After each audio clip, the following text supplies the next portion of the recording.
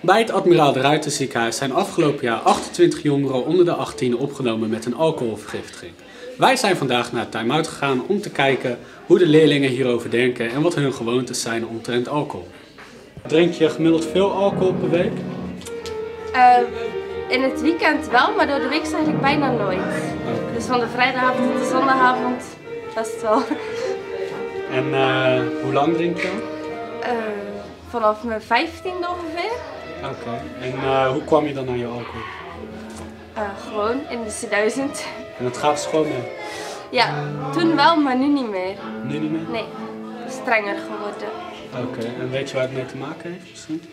Ja, qua leeftijd, omdat heel veel kinderen al jong beginnen met drinken.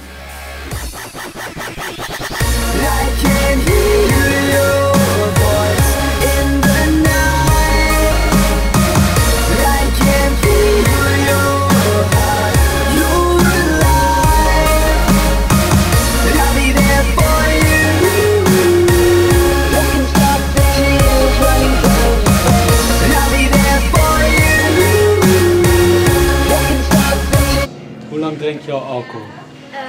Ik ben om mijn 15e begonnen en op mijn, ongeveer om mijn 18e, 19e ben ik gestopt. Dus, Oké. En hoezo ben je gestopt? ik had een avond dusdanig zoveel gedronken dat ik de volgende morgen naar het ziekenhuis mocht omdat ik niet kon stoppen met bloed overgeven. Wat bleek dat ik een wond had in mijn slokdarm. En mijn huisarts had gezegd dat het voor mij verstandiger was om te stoppen met drinken. En dat kan vaak bij de meesten overkomen dat als je te veel hebt gedronken, dat heeft soms, hoe moet ik dat zeggen, minder fijne gevolgen. Ja. En hoe oud was je toen je stopte? Ja, dat is eigenlijk, ik ben nu 19, dus net een half jaar geleden, sinds de zomer eigenlijk ben ik gestopt.